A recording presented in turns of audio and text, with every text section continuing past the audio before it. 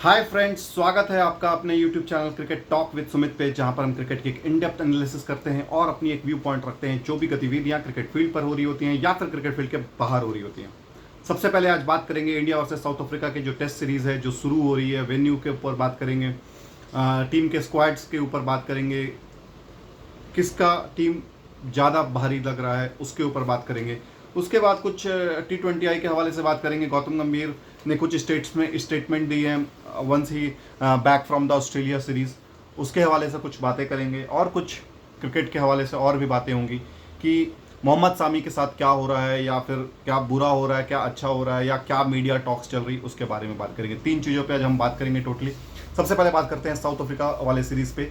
South Africa की जो series है वो पहला टेस्ट मैच तो 14 नवंबर से 18 नवंबर के बीच में खेला जाना है, जो कि कोलकाता के फेमस ईडन गार्डन्स स्टेडियम पे होगा। उसके बाद जो काफिला है जो सेकंड टेस्ट मैच के लिए वो जाएगी असम और गुवाहाटी में होगा। दोनों आसपास के ही नेबरिंग स्टेट्स हैं, तो ज़्यादा ट्रैवलिंग नहीं है और साउथ अफ्रीका टीम को भी इंजॉयमेंट होगा, क्योंकि कोलकाता देखा जा गया है बेसिकली हॉट प्लेस है और ठंड में भी वहाँ पर मतलब सूरज जो है वो बहुत लेट से निकलता है, या सॉरी बहुत जल्दी निकलता है और जल्दी डूब भी जाता है। तो जो पैरिटी जिसको बोलते हैं ना कि लाइट की जो कंडीशंस होगी वो अनुकूल नहीं होगी साउथ अफ्रीका की, क्योंकि वो लोग आदि हैं अच्छे इन्वायरमेंट में खेलने के लिए। यहाँ पर आपको देखोगे कि फॉगी वेदर होगा और ठंड का मौसम होगा। ठंड जरूर सूट करेगी साउथ अफ्रीका को, लेकिन जो वेदर है, जो आपका विजिबिलिटी है ना, वो बहुत अच्छा नहीं रहेगा यहाँ पर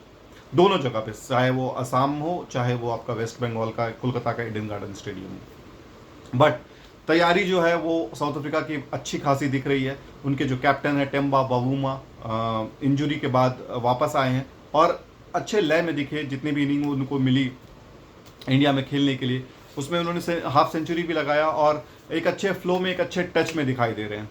बावूमा का सबसे अच्छा बात यह है ना कि ही इज़ ए फाइटर।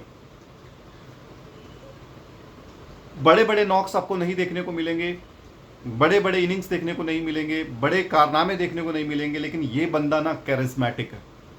ये बंदा सोच से विपरीत है और कभी भी हार नहीं मानता है। ये सबसे बड़ी इसकी खासियत है, क्योंकि ये बंदा ना लड़ना जानता है और लड़वाना जानता है अपनी टीम को। ये इसका आप कारनामा 2023 के वर्ल्ड कप में भी देख सकते हो, जहां पर साउथ अफ्रीका टीम को इन्होंने सिंगल हैंडेडली आपका सेमीफाइनल तक लेकर के गया था और ऑलमोस्ट वो सेमीफाइनल जीत चुके थे ऑस्ट्रेलिया के साथ। लेकिन टॉस जीतने के बाद इन्होंने एक ब्लंडर कर दिया कि वहां पर वो फर्स्ट बैटिंग पे चले जाते, क्योंकि south Africa was known for कि वो अच्छे चेजर नहीं है, वो चोक कर जाते हैं। तो इसीलिए उन्होंने सोचा कि हम पहले बैटिंग करते हैं और हम एक अच्छा टोटल, डिसेंट टोटल लगाते हैं। उसमें साउथ अफ्रीका बिखर जाती है। डेविड मिलर का एक 100 आता है, इनिंग्स को संभालने वाला होता है, वो इनिंग को उस तरीके का मुकाम पहुंचाने वाला इनिंग नहीं होता है कि हाँ ये मैच अब उनके ऑस्ट्रेलिया के रीच से बाहर चला गया है।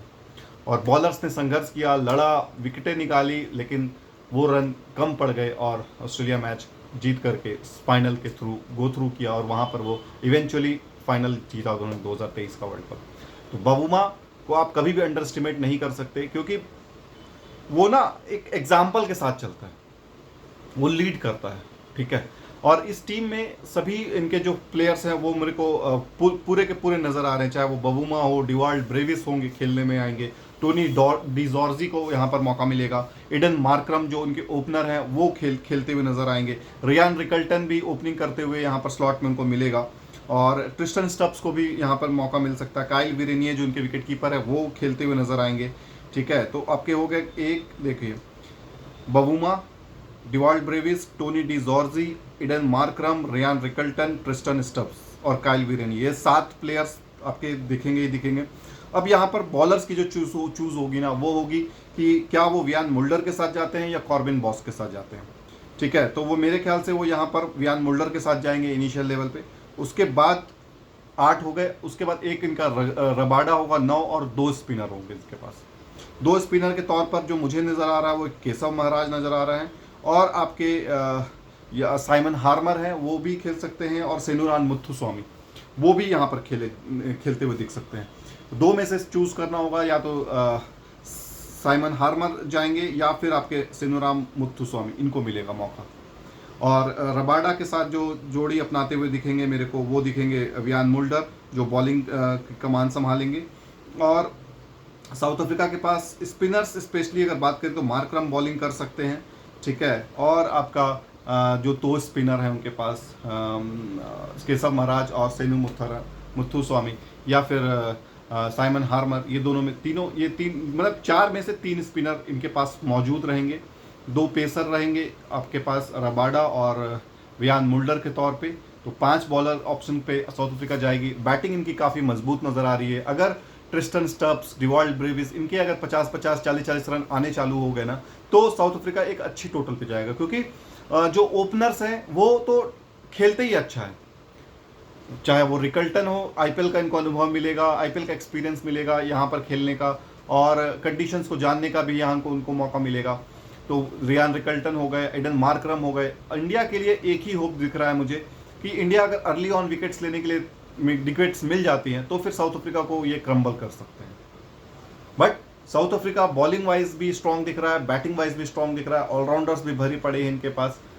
कोई भी इनके पास असला बारूद की कमी नहीं है, ये आकर के तबाही मचा सकते हैं। इंडिया को यहाँ पर अपने एक्सपीरियंस का गेन लेना है, चाहे वो जसप्रीत बुमराह से आए, सिराज से आए, जडेजा से आए जडेजा से आए, इन सबको मिला करके वाशिंगटन सुंदर का भी यहाँ पे आप रोल प्ले ले सकते हैं। स्पेशली जब वो लेफ्ट हैंडर्स को बॉलिंग करते हैं तो वो एक कमाल के बॉलर दिखते हैं। वाशिंगटन सुंदर को भी हमको यहाँ पर अपनाना पड़ेगा। कुलदीप यादव हो गए, अक्षर पटेल हो गए। तो देखिए, आप अक्षर पटेल को एज ए प्योर बैट्समैन भी खिला सकते हो, ठीक है। तो आप उसको आप एज अ काउंट करो कि अक्षर पटेल, चारों स्पिनर हमारे खेल सकते हैं, ठीक है। इंडिया के हवाले से अगर मैं बात करूं प्लेइंग 11 की, तो आपके यशस्वी जायसवाल, केएल राहुल आपके ओपनर स्लॉट पे रहेंगे। तीसरे नंबर पे साई सुदर्शन को मौका मिलेगा। चौथे पे शुभमन गिल होंगे। 5वें पे ऋषभ पंत होंगे। 6वें पे यहाँ पर आप वाशिंगटन सुंदर को देख सकते हैं, क्योंकि बैटिंग में उन्होंने कमाल किया था ऑस्ट्रेलिया में भी और इंग्लैंड वाले सीरीज पे भी। तो 6वें नंबर पे आपके वाशिंगटन सुंदर होंगे। 7वें पर आप 7वें पर आप जडेजा को खिला सकते हैं। 8वें पर आप अक्षर पटेल को ला सकते हैं। 9वें पे आप कुलदीप यादव को ला सकते हैं। 10वें नंबर पर आप जसप्रीत बुमराह को ला सकते हैं। और 11वें नंबर पर आप सिराज को खिला सकते हैं। अब यहाँ पर एक और ट्विस्ट टीम इंडिया कर सकती है कि एनकेआर को ले आए आउट ऑफ द ब्लू, और जसप्रीत बुमराह और एनकेआर ओपनिंग स्पेल संभालते हुए नजर आ सकते हैं। और टीम इंडिया अपने जो बैटिंग लाइनअप है ना, उसको 9 नंबर तक ला सकती है या खींच सकती है। क्योंकि 9 क्या 10 पे भी मैं बोल सकता हूँ कि कुलदीप यादव भी एक एंड से संभाल सकते हैं। He can not be get out so easily, उसको आउट करने के लिए एफर्ट्स लगाने पड़ेंगे।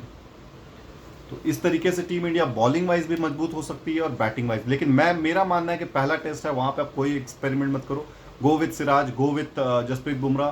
2 आपके कंप्लीट बॉलर होने चाहिए पेसर पे, और 3 स्पिनर पे आप जाइए। 3 स्पिनर आपके जडेजा हो सकते हैं, अक्षर पटेल हो सकते हैं, वाशिंगटन सुंदर हो सकते हैं। तो 3 और 2 5 का ये कॉम्बिनेशन होगा। और 6वें नंबर पे आपके ऋषभ पंत हो गए। उसके बाद 5 आप प्योर बैट्समैन खिला सकते हैं, चाहे वो साई सुदर्शन हो, यशस्वी जायसवाल हो, राहुल हो, शुभमन गिल हो, और एक और बैट्समैन को मैं मिस कर रहा हूँ वो हो। तो 6+5 का ये कॉम्बिनेशन जा सकती है टीम इंडिया, और इसी तरीके से जाना भी चाहिए, क्योंकि आप होस्ट नेशन हो और आपको हम चाहते हैं कि आप डोमिनेट करो। डोमिनेट करके आप जीतोगे ना मैच, तो उसका एक अलग कॉन्फिडेंस होता है। आप रो रो के मर अब गौतम गंभीर को ये भी सता रहा होगा कि कहीं साउथ अफ्रीका इनका न्यूजीलैंड वाला हल ना कर दे, क्योंकि पिछले बार तो ब्लेम हो गया था रोहित शर्मा और इन लोगों के विराट कोहली के ऊपर। अब कोई ब्लेम नहीं लेने वाला प्लेयर है। आपने सभी सीनियर्स की छुट्टी कर दी है, जूनियर्स के साथ आप जा रहे हो। एक ही सीनियर, 2 सीनियर मुझे दिख रहा है, एक तो आपका रविंद्र जडेजा हो गया, बुमराह हो गया और सिराज हो गया। नहीं तो जितने भी प्लेयर्स हैं ये, और केएल राहुल, बाकी जितने भी प्लेयर्स हैं ये सब इनएक्सपीरियंस प्लेयर्स हैं, और इनको उतने लेवल का अनुभव नहीं है जितना इन 4-5 को है। तो इस तरीके से अगर टीम इंडिया खेलती है और एक डोमिनेटिंग पोजीशन पे मैच जीतती है, देखो अब वो पिच नहीं मिलने वाली है कि आपको 2 दिन में 3 दिन में टेस्ट मैच खत्म हो रहा है। अब टोटल पूरे 5 दिन टेस्ट मैच चलेंगे, तो आपको फिटनेस भी ध्यान देना होगा। फिटनेस की बात करें तो गौतम गंभीर ने आज ही अपना स्टेटमेंट जारी किया कि टीम इंडिया को वर्ल्ड कप 2026 जो कि 3 महीने 4 महीने के बाद होना है, उसके तैयारी के लिए फिट होना बहुत ज़रूरी है।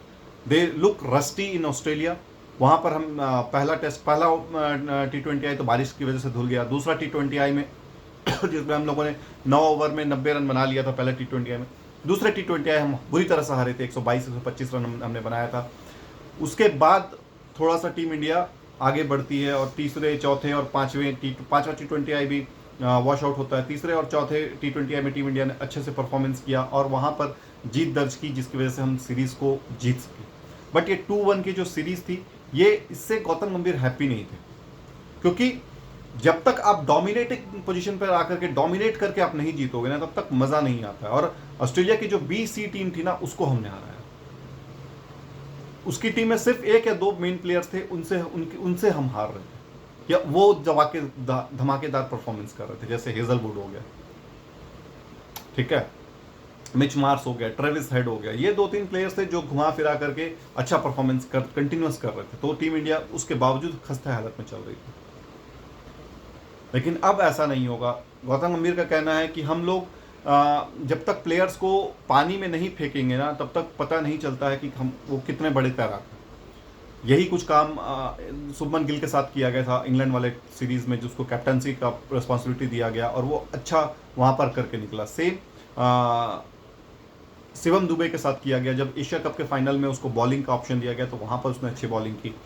ऑस्ट्रेलिया वाले सीरीज़ में भी उसने अच्छी बॉलिंग की, ज़रूरत के समय पे विकेट निकाला और अपने बॉलिंग, मतलब देखिए IPL खेलता है शिवम दुबे, तो वहाँ पर उसको चेन्नई वाले ना सुपर सब की तरह यूज़ करते हैं, इम्पैक्ट प्लेयर की तरह यूज़ करते हैं। उसमें इम्पैक्ट प्लेयर में आपका एक ऑप्शन चला जाता है कि आप बॉलिंग नहीं कर सकते, आप सिर्फ बैटिंग करोगे, तो उसके लिए वो डीमेरिट था। लेकिन players like Shivam Dubey, he can बोल एटलीस्ट 1 और 2 ओवर्स। अगर वो कंटिन्यूस करता रहेगा ना, तो टीम की भलाई होगी। आज हमारे पास, हम बोल सकते हैं कि हमारे पास 8 से 9 ऐसे बॉलर्स हैं जो बॉलिंग कर सकते हैं, ठीक है। आपके अभिषेक शर्मा बॉलिंग कर सकते हैं, तीसरे नंबर पे आते हैं, चौथे नंबर पे आते हैं आपके तिलक वर्मा, वो बॉलिंग कर सकते हैं। 5वें नंबर पर आपके पास अक्षर पटेल आते हैं, 6वें पे आपके पास हार्दिक पांड्या आते हैं, 7वें पर आपके पास शिवम दुबे आते हैं, 8वें पर आपके पास वॉशिंगटन सुंदर के तौर पे हमारे पास प्लेयर्स रेडी हैं। 9वें नंबर पर हमारे पास 9वें नंबर के तो हम रिक्वायरमेंट नहीं है, तो 9वें नंबर पर 9, 10 और 11 ये तो तीनों बॉलर ही होंगे। सिराज हो गया, जसप्रीत बुमराह हो गया, अर्शदीप हो गया, और आपके या तो वरुण हो गया या कुलदीप यादव हो गए। इतने सारे बॉलिंग वेराइटीज़ हैं हमारे पास। इसमें से अगर किसी 2 लोगों के भी, 3 लोगों के भी अच्छे दिन निकल जाते हैं ना, तो हम मैच जीतने में, मैच की हम पकड़ बना लेते हैं। अब देखो होता क्या था एशिया कप में कि हम लोग जसप्रीत बुमराह से 3 ओवर करवाते थे पावर प्ले में, तो पावर प्ले हमारा सिक्योर हो जाता था, क्योंकि जसप्रीत बुमराह 3 ओवर डाल रहे हैं, तो दैट मीन्स कि he won't give more than 20-25 run in his 3 overs quota, ठीक है। और सामने जो 3 ओवर बॉलिंग करेगा वो 20-25 रन देगा, तो 50 run in 6 overs, we are very comfortable with that. और उसके बाद हमारे जो स्पिनर्स आते थे, 2 से 3 स्पिनर्स, वो पूरा अटैक करते थे, विकेट लेते थे, और सामने वाली टीम अगर अच्छा स्कोर भी कर गई है ना, तो भी हम उसको 160-170 पर रोक लेते थे। तो यही टेम्पो होना चाहिए। लेकिन Jasprit Bumrah, we need his 2 overs end में, ये आप लिख करके ले लो, क्योंकि अगर आप जसप्रीत बुमराह को आप 3 ओवर शुरू में ट्रॉट में करा देते हैं ना, तो फिर एक ना बंद जाते हैं हम, कि हम उसको अब 14-15 ओवर में हमको जरूरत हो तो हम यूज नहीं कर पाते। इस तरीके से टीम कॉम्बिनेशन बनाना बहुत ज़रूरी है, फिटनेस होना बहुत ज़रूरी है, और एक good healthy frame of mind में प्लेयर्स का होना बहुत ज़रूरी है। उसको पता होना चाहिए कि मेरी रोल रिस्पॉन्सिबिलिटी क्या है, ठीक है। टीम बन रही है, टीम तैयार हो रही है, अब देखते हैं उसमें कौन और फिट होता है, कौन इसमें, किसको और मौका मिल सकता है, कौन अच्छा परफॉर्म कर सकता है यहाँ पे। तो ये सारी चीज़ें हम लोगों को आने वाले समय में पता चलेगी। 3 महीने में हमारे ऑलमोस्ट अभी 10 T20Is हमारे बचे हुए हैं, 5 उसमें से हम साउथ अफ्रीका के साथ खेलेंगे, तो उसमें हम ट्राई आउट कर सकते हैं सभी चीज़ें। बट मेरा ये कहना है कि वरुण और कुलदीप यादव, ये दोनों आपके मैंडेटरी और मस्ट होने चाहिए T20I के लिए। Kuldeep Yadav okay, no doubt कि वो अभी ऑफ कलर्स चल रहे हैं, बट उसके जैसा कैलिबर का बॉलर वर्ल्ड क्रिकेट में कभी कहीं पे भी नहीं। Don't look at his short term performance. Asia cup में उसने जबरदस्त बॉलिंग किया है भाई, तो उसको और वरुण को और उसके बाद जसप्रीत बुमराह, ये 3 तो हमको चाहिए ही चाहिए। चौथा नंबर अक्षर पटेल का हमको बॉलिंग ऑप्शन मिल सकता है। 5वें पे हमको वाशिंगटन सुंदर मिल सकते हैं। 6वें पे हमारे पास हार्दिक पांड्या मिल सकते हैं। 7वें पे हमारे पास शिवम दुबे मिल सकते हैं। उसके बाद भी अगर हमें जरूरत पड़े तो 8वें नंबर पे हमारे पास अभिषेक शर्मा है। 9वें नंबर पे हमारे पास तिलक वर्मा है। अब 10 और 11 बचे आपके शुभमन गिल, और एक शुभमन गिल हो गया और एक आपका इसको ले सकते हो आप सूर्य कुमार यादव, और एक विकेट कीपर। ये 3 मतलब 3 हमारे जो ऐसे प्लेयर्स हैं जो बॉलिंग नहीं कर सकते। बाकी 8 बॉलिंग ऑप्शन आपके पास हैं available at any given point of time. इस तरीके से कॉम्बिनेशन बनाना है। अब बात करते हैं तीसरे मुख्य बात पे कि मोहम्मद सामी के साथ हो क्या रहा है। अभी तक लग रहा था कि मोहम्मद सामी के साथ जाती हो रही है, बट खबर कुछ निकल के इस तरीके से आ रही है ना कि मोहम्मद सामी को इंग्लैंड दौरे के लिए टीम मैनेजमेंट ने बहुत कोशिश किया, बट वो रिस्पॉन्स नहीं किया। उन्होंने खेलने का वो दिखाया नहीं कि उनको लगा कि रेस्ट का और ज़रूरत है। टर्नअप भी नहीं हुआ, रिस्पॉन्स भी नहीं किया। तो उसके बाद मैनेजमेंट ने डिसाइड किया कि भाई अब हम आपको और नहीं देखेंगे। ये खबर निकल करके आ रही है। अब ये झूठ है, फैलाया गया है उनको डिमोरलाइज करने के लिए, या फिर उनकी जो सोशल मीडिया पे जो इतनी हाइप बन रही है उसको दबाने के लिए। कुछ भी हो सकता है। जब तक कि आप मोहम्मद सामी से ये चीज़ ना सुन लें कि हाँ इंग्लैंड दौरे के लिए उनको बहुत मनाया गया खेलने के लिए कि आप आओ, स्पेशली ये जानते हुए कि जसप्रीत बुमराह सिर्फ 3 टेस्ट ही खेलेंगे, तो हमें वहाँ पर सामी की रिक्वायरमेंट थी। और मुझे जहाँ तक लग रहा है ये बात सही होगी, क्योंकि टीम मैनेजमेंट मतलब सामी जैसा बॉलर अगर आपको इंग्लैंड दौरे में चाहिए तो वो हमेशा प्लस पॉइंट होगा। बट अगर सामी ने वहाँ पर उसको डिक्लाइन किया वो ऑफर को, और वो जुड़े नहीं टीम इंडिया के साथ, तो फिर मुझे नहीं लगता कि अब वो कंसिडर होंगे भी किसी भी फॉर्मेट के लिए। उनके लिए बस एक आईपीएल का रास्ता रह गया है, और दूसरा कि ओडीआई फॉर्मेट में वो खेलना चाहें तो खेल सकते हैं, क्योंकि ओडीआई जो वर्ल्ड कप है ना वो हमारा 2027 का साउथ अफ्रीका में, तो वहाँ पर मोहम्मद सामी की जो स्विंग है, सीम है, वो आपको रिक्वायरमेंट हो सकती है। बट प्रोवाइडेड 2027 में हमारा वर्ल्ड कप है, सामी अभी 35 साल के हैं, 2 साल के बाद वो 37 के हो जाएंगे। तो क्या 37 साल के बॉलर को हम वहाँ पर कैरी कर सकते हैं? That too he has having a prolonged injury concern, career threatening injury हुई है उनको हील पे, लेग्स पे। तो इस तरीके से मोहम्मद सामी के साथ जो अन्याय वाली बात थी ना वो अब खारिज हो जाएगी, क्योंकि मौका उनको मिला है। बहुत सारे मैचेस खेले हैं इंडिया के लिए, रिग्रेट नहीं होना चाहिए। जितना खेलें चेरिश करिए, एंजॉय करिए। आईपीएल में आपको मौका मिलेगा, आईपीएल में आप अपना परफॉर्मेंस दीजिए, डोमेस्टिक अपना खेलते रहिए। जो अब आप यहाँ से ये कर सकते हो कि कोई यंग बॉलर को आप तैयार करो, या यंग बॉलर को आप लेकर के आओ, तभी सामी का एक्चुअल जो ज़रूरत है टीम इंडिया को वो उससे मिल सके। ठीक है, तो with that I am signing off. Do take care of your health. मिलते हैं कल एक नए एपिसोड पे, एक नए बातों पे, एक नए टॉपिक पे चर्चा करने के लिए। तब तक अपना बहुत ज़्यादा ख्याल रखिए। जय हिंद, जय भारत, वंदे मातरम।